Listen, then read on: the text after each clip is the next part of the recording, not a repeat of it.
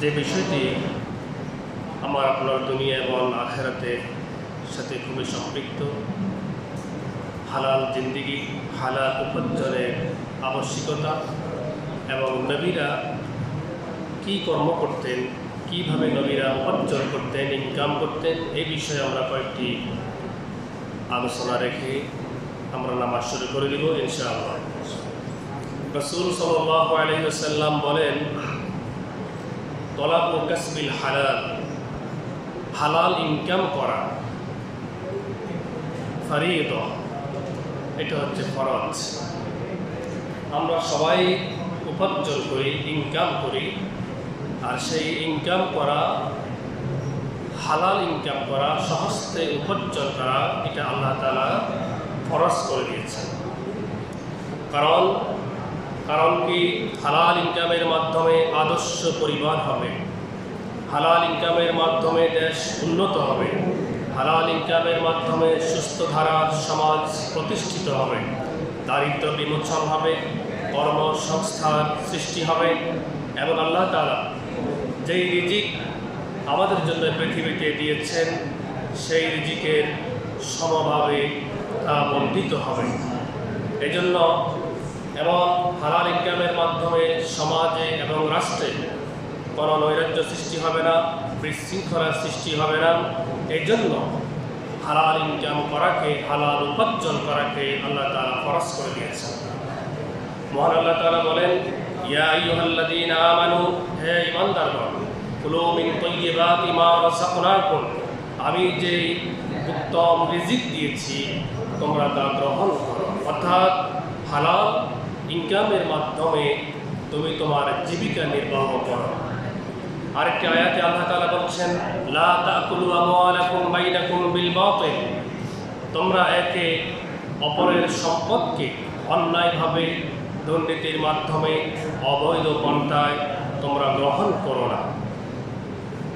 উল্লিখিত এই আয়াতগুলির মাধ্যমে আমরা সহজেই বুঝতে পারি যে আল্লাহ তাআলা আমাদের জন্য হালাল অর্জন এবং হারামকে বর্জন, এই নীতিতে বিশ্বাসী হয়ে যাতে আমরা আদর্শ মুমিনের ভূমিকা রাখতে পারি, সেই দিক নির্দেশনা পত্র আয়াতগুলিতে আল্লাহ তাআলা আমাদেরকে দিয়েছেন।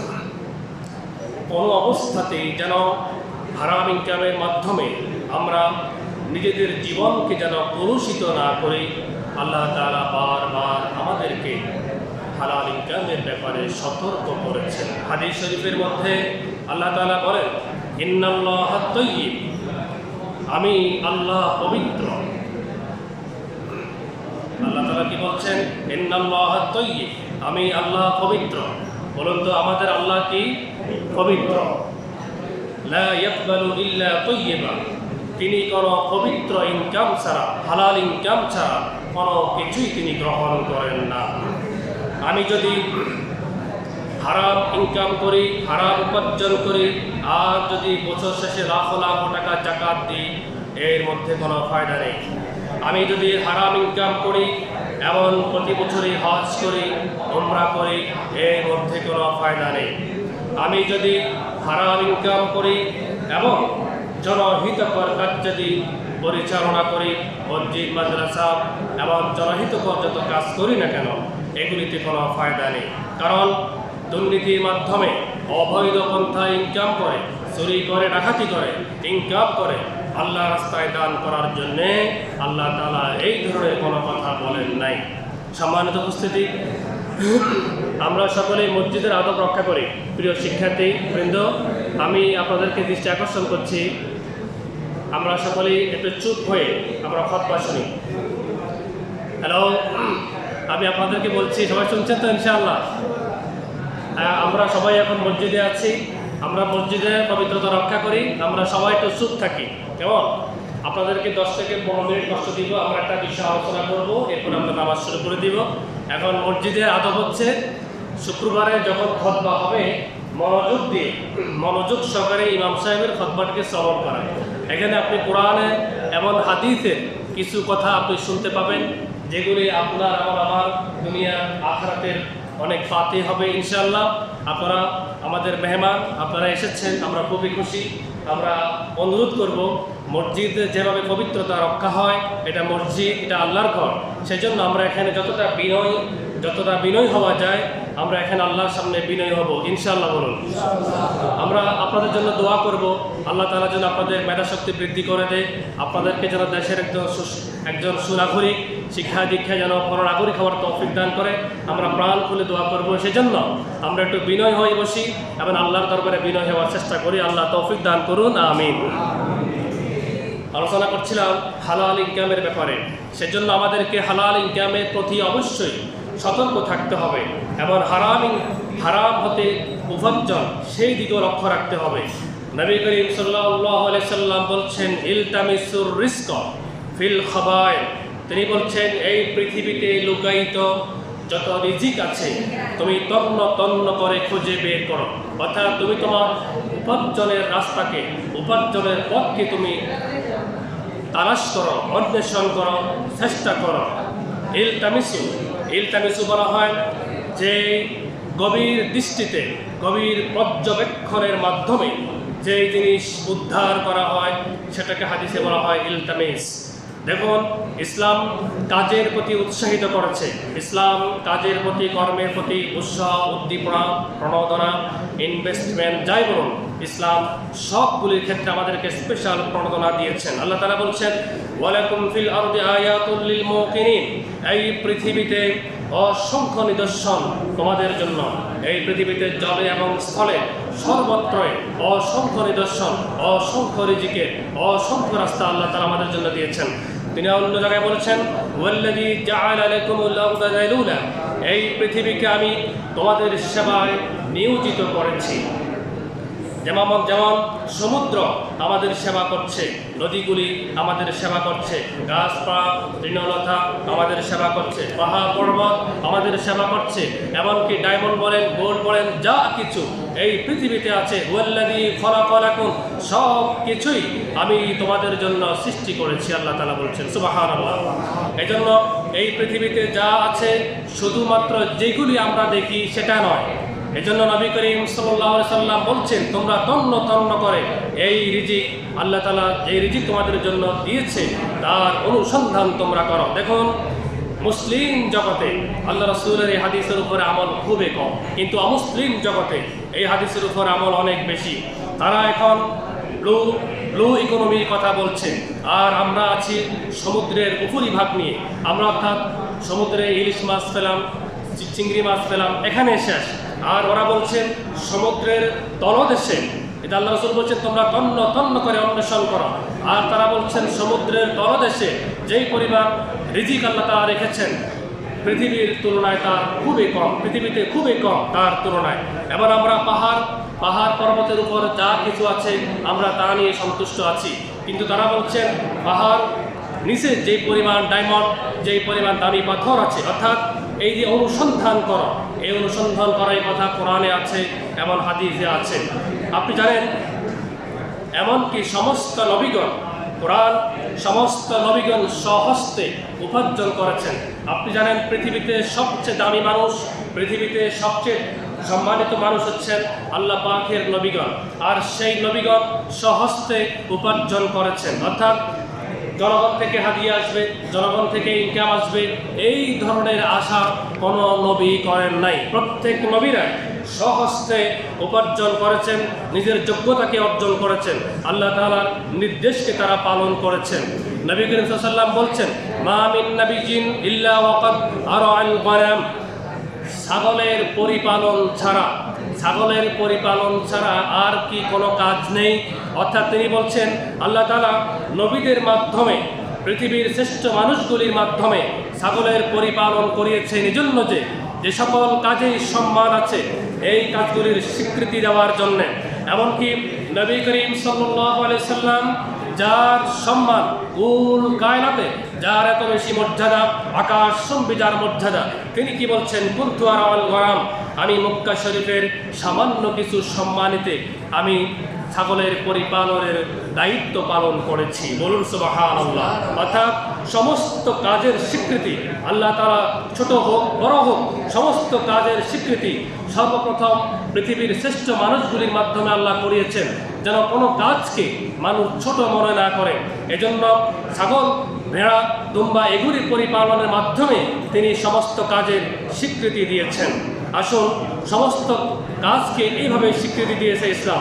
নবী করিম সাল্লাল্লাহু আলাইহি সাল্লাম অন্য জায়গায় বলছেন, আল কাসিমু হাবিবুল্লাহ, যারা সহস্তে নিজের যোগ্যতাকে অর্জন করে এবং সহস্তে উপার্জন করে, ইনকাম করে, কারো কাছে হাত পাতে না, কারো কাছে ভিক্ষাবৃত্তি করে না, এবং নিজের সম্মান, নিজের আত্মমর্যাদাকে সুরক্ষিত রাখার জন্যে যারা তার যা যোগ্যতা আছে তা দিয়ে সেই এই পৃথিবীর জীবন অতিবাহিত করার চেষ্টা করে, উপার্জন করার চেষ্টা করে, আল্লাহর নবী বলছেন আল কাতিমু হাবিবুল্লাহ, সেই হচ্ছে আল্লাহর বন্ধু। বলুন না সুবহানাল্লাহ।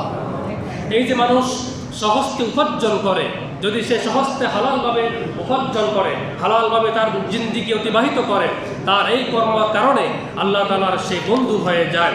আজকে ইনভেস্টমেন্ট বলেন, অর্থাৎ প্রত্যেকটি আধুনিক শাখা প্রশাখার এইগুলি সবগুলি কোরআনে আছে। আমি আপনাদেরকে কয়েকটা উদাহরণ দিচ্ছি। মানুষ যে সমস্ত কাজগুলিতে মানুষ ইনভেস্ট করে, যেমন নবীদেরকে দিয়ে এই যে জাহাজ শিল্পের যিনি কাজ করেছেন, আল্লাহ তাআলা সর্বপ্রথম এই জাহাজ বা এই নৌকা নির্মাণ করার জন্য আদেশ দিয়েছেন হযরতে নবী নূহ আলাইহিস সালাতু ওয়াস সালামকে। আপনি জানেন, আপনি যখন ইসলামের ইতিহাস যখন আপনি পড়েছেন, আপনি নিশ্চয় হযরতে মূসা আলাইহিস সালাম এবং খিজির আলাইহিস সালাতু ওয়াস সালামের সেই কাহিনী আপনি পড়েছেন। তারা এক সাগরে দিয়ে যাচ্ছিলেন, সেখানে অনেকগুলি স্টিমার ছিল, অনেকগুলি জাহাজ ছিল। একটি জাহাজকে তারা ছিদ্র করে দিয়েছিল। এর মানে এটাই আমি বলতে চাচ্ছিলাম যে এই জাহাজ শিল্পের ঐতিহ্য আজকে নয়, 100 বছর আগে নয়, হাজার হাজার কোটি বছর আগে সর্বপ্রথম এই শিল্পের দক্ষ কারিগর ছিলেন হযরতে নবী নূহ আলাইহিস সালাম, এবং তিনি এই শিল্পের মাধ্যমে, এই দক্ষতার মাধ্যমে সহজে উপার্জন করেছেন, এবং তিনি সেই যোগ্যতা অর্জন করেছিলেন। যাই হোক, আপনি জানেন আরেকজন নবী ছিলেন যিনি সামরিক অস্ত্র, এটা অবশ্যই আপনি আমি পারবো না, কারণ সরকার অনুমোদন ছাড়া কেউ এই কাজ করতে পারে না। তারপরেও উৎপাদনের, বিনিয়োগের একটি বড় খাত, বড় বড় রাষ্ট্রগুলো আপনারা দেখবেন তাদের সামরিক সরঞ্জামাদি আছে, এটি কোরআন শরীফের মধ্যে আছে। সেটিকে এই কাজটা কে করতেন? তিনি হচ্ছেন আমাদের নবী হযরতে দাউদ আলাইহিস সালাতু ওয়াস সালাম। তিনি ছিলেন একজন প্রভাবশালী মিনিস্টার, তিনি ছিলেন একজন প্রভাবশালী রাজা। তার 2টা ইন্ডাস্ট্রি ছিল। অর্থাৎ আমার মূল আলোচনার বিষয় হচ্ছে সহজে উপার্জন করা।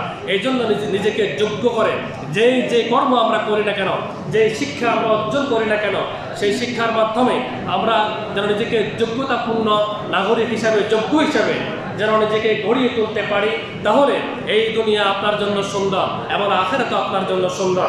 অর্থাৎ এই যে আমাদের নবী হযরত দাউদ আলাইহিস সালাতু ওয়াস সালাম, তার 2টা ইন্ডাস্ট্রি ছিল। আপনি জানেন, একটা ইন্ডাস্ট্রি হলো সমরাস্ত্র তৈরি করতেন, অর্থাৎ তৎকালীন প্রতিরক্ষার জন্য ডিফেন্স মিনিস্ট্রি যেটাকে বলে, একটি জাতির স্বাধীনতা, সার্বভৌম এবং জনকল্যাণ নিশ্চিত করার জন্যে যেই কোনো ধরনের নেতিবাচকতা দেখা দেয়, এজন্য প্রত্যেকটি রাষ্ট্রের এই প্রতিরক্ষা ব্যবস্থা। হযরত দাউদ আলাইহিস সালামের ওনার 2টা ব্যবসা ছিল, একটা হচ্ছে অস্ত্র উৎপাদন করা, আর আরেকটা হচ্ছে রোলিং স্টিল মিল। এই যে আপনারা দেখেন আজকে ইস্পাতের মিল আছে, রোলিং স্টিল মিল। এই রোলিং স্টিল মিল সর্বপ্রথম এই কাজের দক্ষ কারিগর ছিলেন হযরত দাউদ আলাইহিস সালাম। তিনি লৌহ শিল্পের একজন ইঞ্জিনিয়ার ছিলেন, লৌহ শিল্পের একজন দক্ষ কারিগর ছিলেন। তিনি লোহাকে তিনি হাত দিয়ে যেই কোনোভাবে যখন ধরতেন, এটা গলে যেত, নরম হয়ে যেত। এই শিল্পকে তিনি নানা কারুকার্য দিয়ে তার সৌন্দর্যকে তিনি ফুটিয়ে তুলতেন। অর্থাৎ আমি এটাই বলতেছিলাম যে আজকে আধুনিক যুগে যে রোলিং স্টিল মিলের যে কথা বলা হয়, এটাও ইসলাম এবং কোরআন দিয়েছে। হাজার হাজার বছর আগে এই শিল্পে দক্ষ কারিগর ছিলেন হযরত দাউদ আলাইহিস সালাম। বলুন না সুবহানাল্লাহ। অর্থাৎ আমাকে আপনাকে একজন যোগ্য নাগরিক অবশ্যই হতে হবে এবং হালাল জিন্দেগি যাপনের জন্য, একজন যোগ্য নাগরিক হওয়ার জন্য, হালাল ইনকামের জন্য প্রথমে যোগ্যতা অর্জন করতে হবে। সেই যোগ্যতায় আপনাকে হালাল উপার্জনের, হালাল পথে দুনিয়া এবং আখিরাতের সফল ব্যক্তি হিসাবে আপনাকে গড়ে তুলবে ইনশাআল্লাহ। বলুন না ইনশাআল্লাহ। আমি শেষ করে দিচ্ছি, আরেকজন নবী হচ্ছেন, আপনি জানেন হযরতে ইদ্রিস আলাইহিস সালাম, যিনি গার্মেন্টস শিল্পের দক্ষ ছিলেন। তিনি নিজেই সেলাইয়ের কাজ করতেন। আজকে এই যে আমরা কাপড় চোপড় পরিধান করে আসছি, এই যে কাপড়ের মধ্যে কত কারুকার্য, কত এমব্রয়ডারি, এক ধরনের এক শিল্প। এই শিল্পের সর্বপ্রথম দক্ষ কারিগর ছিলেন হযরত দাউদ আলাইহিস সালাম।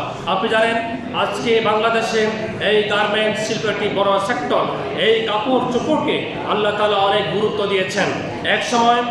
এক সময় মানুষ মনে করত যে পুরাতন কাপড় পরলে, ময়লাযুক্ত কাপড় যে পরবে, আল্লাহ খুল্লা কোনোরকম জিন্দেগি যাপন করবে। মানুষ ভাবতো যে এই লোকটা মনে হয় অনেক সৎ করে, অনেক নেক আমল করে। এটা একটা ভুল বিশ্বাস। উন্নত কাপড় পরা, সুন্দর মার্জিত পোশাক পরিধান করা এটি কোনো ধার্মিকতার পরিপন্থী নয়।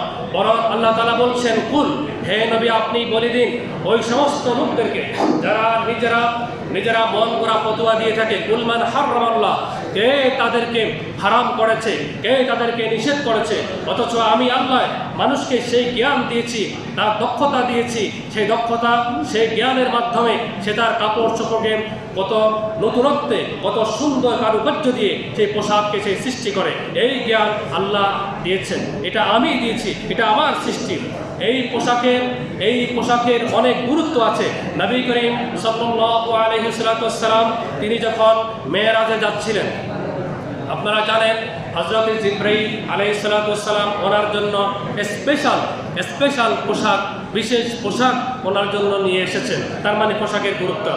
এবং আপনারা জানেন যখন জুমার দিন আল্লাহ রাসূল খুতবা দিতেন, আসতেন, এটা ছিল সপ্তাহের সর্বশ্রেষ্ঠ দিন এবং মুসলমানদের স্পেশাল সম্মেলন, একটা কনফারেন্স। ওই দিনে নবী করিম সাল্লাল্লাহু আলাইহি সাল্লাম সবচেয়ে দামি পোশাক পরিধান করে তিনি খুতবা দিতেন। এবং আপনারা জানেন আল্লাহ রাসূল সাল্লাল্লাহু আলাইহি সাল্লাম তিনি যখন বিদেশি কূটনীতিকদের সাথে যখন তিনি আলাপ আলোচনা করতেন, তখন তিনি স্পেশাল পোশাক পরে তিনি বিদেশি যারা কূটনীতিক ছিলেন তাদের সাথে তিনি আলোচনা করতেন। এবং সেই মিটিংয়ে, সেই আলোচনায় তিনি বলতেন তার মন্ত্রী পরিষদে যারা সেখানে অংশগ্রহণ করবে, হযরত আবু বকর রাদিয়াল্লাহু তাআলা আনহু, হযরত ওমর ফারুক রাদিয়াল্লাহু তাআলা আনহু, হযরত ওসমান রাদিয়াল্লাহু তাআলা আনহু, হযরত আলী রাদিয়াল্লাহু তাআলা আনহু, তাদেরকে বলতেন ওই মিটিংয়ে তোমরা আসবে এবং সুন্দর পোশাক পরিধান করে আসবে। এমনকি তৎকালীন একজন ব্যবসায়ী ছিল নবী করিম সাল্লাল্লাহু আলাইহি ওয়াসাল্লাম। ওই ব্যবসায়ী খুবই ধনী ছিল। তখন আল্লাহ রাসূল যাচ্ছিলেন পথ দিয়ে, তখন সেই ধনী লোকটাকে দেখলো সে একটা ছিঁড়া জামা পরিধান করে বসে আছে। তখন আল্লাহ রাসূল তাকে বললেন, আল্লাহ তাআলা কি তোমাকে সম্পদ দেয় নাই, তুমি এরকম একটি ছিঁড়া জামা পরিধান করে বসে আছো? তখন এই লোকটি বলল, আল্লাহ তাআলা আমাকে অনেক ধন সম্পদ দিয়েছে। আল্লাহ রাসূল বললেন, আল্লাহ তো তোমাকে সম্পদ দিয়েছে, তোমার পোশাকের মধ্যে, তোমার বডির মধ্যে সেটা তো দেখা যাচ্ছে না। অর্থাৎ আল্লাহ নবী বলছেন আল্লাহ তাআলা পছন্দ করেন ওই জিনিসটাকে, যে আল্লাহ তাআলা তোমাকে যত নিয়ামত দিয়েছে, যত রিজিক দিয়েছে, তার রিফ্লেকশন তোমার বডির মধ্যে, তোমার পোশাকের মধ্যে যেন সেটা ফুটে ওঠে। আল্লাহ তাআলা এটা পছন্দ করেন। বলুন সুবহানাল্লাহ। অর্থাৎ এই পোশাক শিল্পের দক্ষ কারিগর ছিলেন হযরত ইদ্রিস আলাইহিস সালাম। আমার আলোচনার মূল বিষয় হচ্ছে হালাল উপার্জন করা। হালাল উপার্জন করতে হলে আপনাকে একজন দক্ষ নাগরিক হতে হবে। আপনি ইঞ্জিনিয়ার হন, ডাক্তার হন, আপনি যে কোনো বিষয়ের উপরে একজন দক্ষতা অর্জন করতে হবে। সেই দক্ষতার মাধ্যমে আপনি হালাল উপার্জন করবেন, আপনার দুনিয়া সুন্দর হবে, আখিরাত সুন্দর হবে, অবশ্যই সুন্দর হবে ইনশাআল্লাহ। এবং আল্লাহ তাআলা আপনার এই হালাল উপার্জনের মাধ্যমে আল্লাহ তাআলা বলছেন যারা হালাল উপার্জন করে তারা আমার বন্ধু। এই জন্য পবিত্র কোরআনে আল্লাহ তাআলা বলছেন লিইলাফি কুরাইশ ইলাফিহিম রিহলাতাশ শিতাই ওয়াস সাইফ। হে কুরাইশরা, আজকে যেই মক্কা শরীফে এই মক্কা নগরীতে যে ব্যবসা বান্ধব পরিবেশ বিরাজ করছে, এজন্য তোমরা আমার শুকরিয়া আদায় করো। এই মক্কা নগরীতে যেখানে কোনো যুদ্ধ বিগ্রহ হতে পারে না, যেখানে আল্লাহ তাআলা নিরাপত্তাকে নিশ্চিত করেছেন, এমন ব্যবসা বান্ধব পরিবেশ আল্লাহ তাআলা তৈরি করেছেন। রিহলাতাশ শিতাই ওয়াস সাইফ, শীতে গ্রীষ্মে তোমরা বিভিন্ন ব্যবসা বাণিজ্য এখানে করে থাকো। এই পরিবেশ আল্লাহ তাআলা সৃষ্টি করেছেন। ফালিয়াবুদু রাব্বা হাযাল বাইত, এজন্য তুমি হালালভাবে ব্যবসা করো, হালাল ইনকাম করো, এবং দিন শেষে ফালিয়াবুদু রাব্বা হাযাল বাইত, আমার ইবাদত করো, আমাকে স্মরণ করো, আমার প্রতি কৃতজ্ঞ হও, আমাকে ডাকো, আমার পথে চলে আসো। যে আল্লাহ, আমি তোমাকে যোগ্যতা দিয়েছি, মেধা দিয়েছি, বুদ্ধি দিয়েছি, তোমাকে বুদ্ধি দিয়েছি, তোমাকে ব্রেন দিয়েছি, যে ব্রেনের মাধ্যমে তুমি ডাক্তার হয়েছ, একটা পেশা নিয়েছ, তুমি ইঞ্জিনিয়ার হয়েছ, একটা পেশা গ্রহণ করেছ, তোমার সেই যোগ্যতা, সেই মেধা দিয়ে আল্লাহ তাআলা তোমাকে মেধা দিয়ে সেই যোগ্য করে তোমাকে তুলেছেন। এখন তুমি হালালভাবে ইনকাম করো, আর ফালিয়াবুদু রাব্বা হাযাল বাইত, আর আমাকে স্মরণ করো, আমাকে ডাকো, আমার ইবাদত করো, আমার পথে চলো। আল্লাহ তাআলা আমাদের সবাইকে এই নীতিতে বিশ্বাসী হয়ে আল্লাহকে ডাকা, আল্লাহর পথে থাকার তৌফিক দান করুন। বলুন আমিন। মা আলাইনা ইল্লাল বালাগ। সকলে কাবরার জমা আদায় করুন।